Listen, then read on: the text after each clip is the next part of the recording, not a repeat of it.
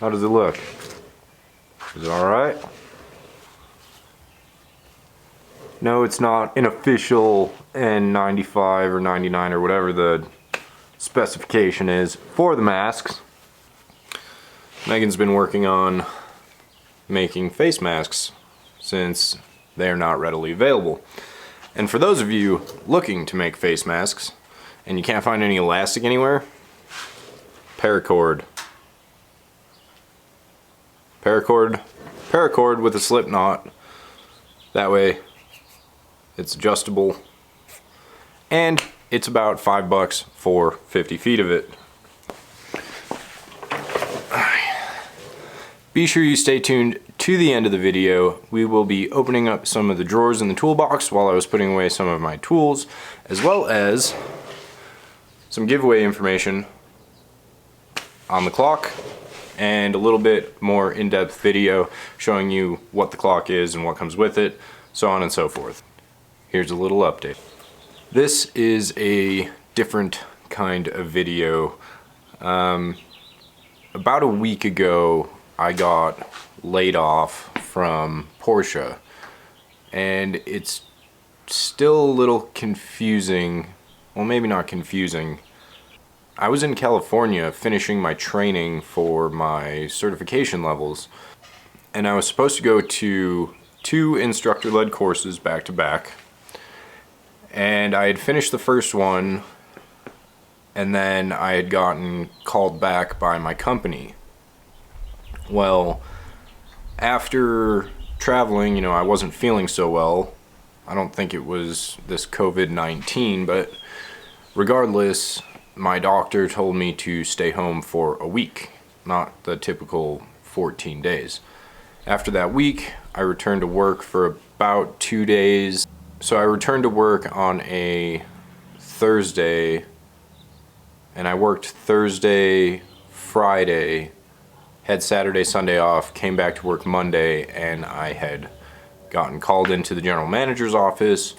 They laid off the entire sales staff. They laid off half the parts department, a couple people in service.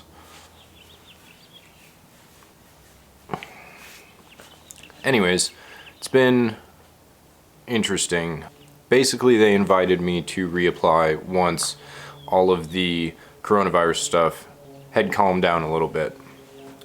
Obviously, I'm a little bummed out about it because the new building that I had shown you guys is supposed to be done this month.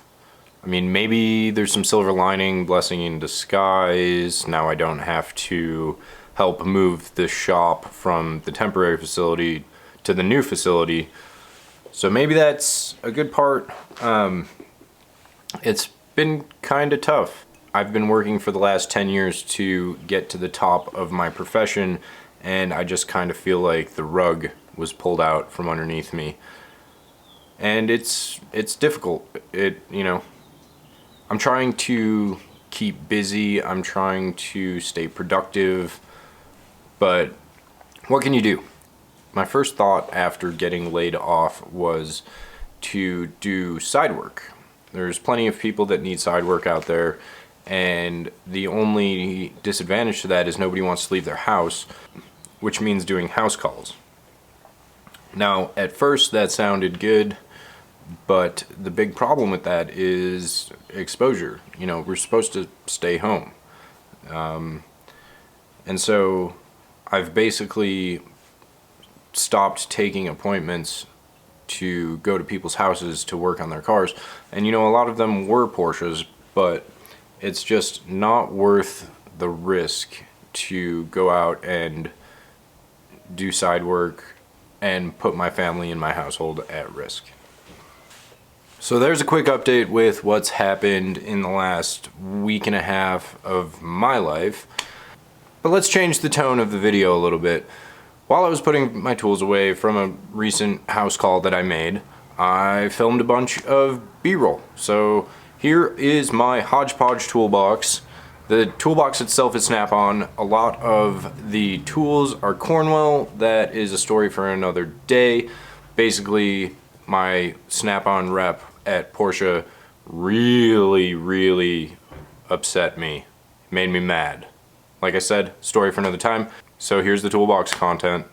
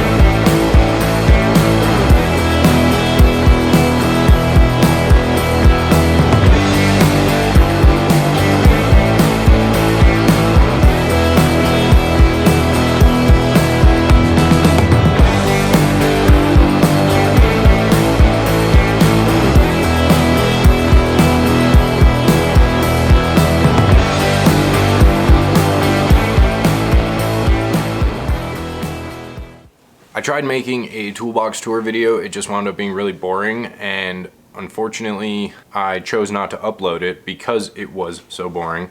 But the B-roll I feel like is a better in-depth way of showing you what is in my toolbox. Moving on to the giveaway. The brake rotor is finally done. The stand is done. It comes with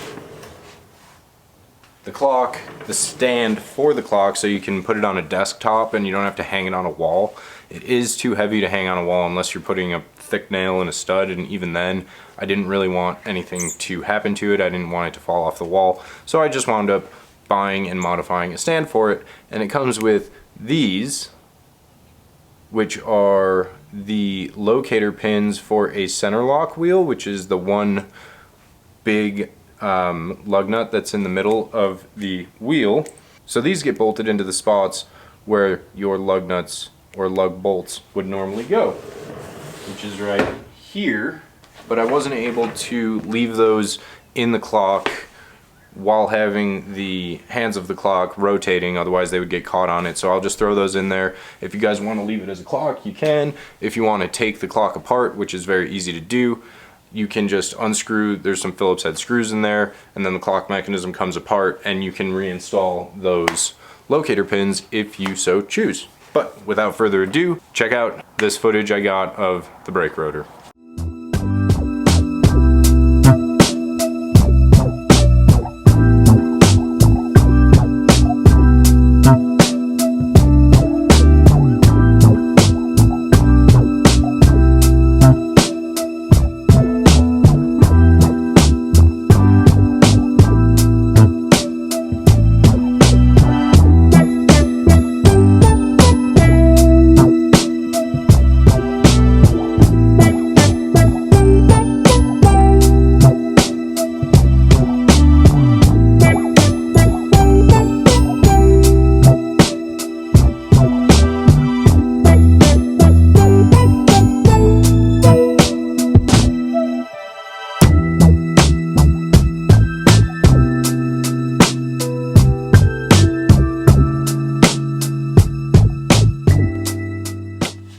Well, I hope you guys enjoyed that little montage of the brake rotor. I'm still working on the logistics of how we were going to give it away or do the raffle. Basically, I don't want to keep track of any of the entries myself.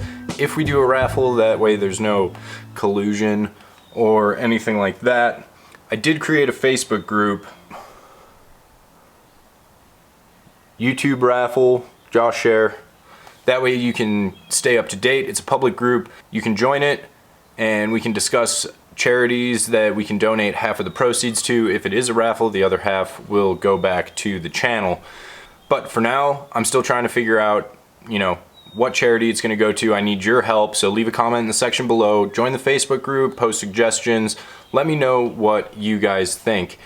As far as the Jeep goes, I do have a ton of time on my hands, so I will be able to do more Jeep content. I'll just be able to do more content in general.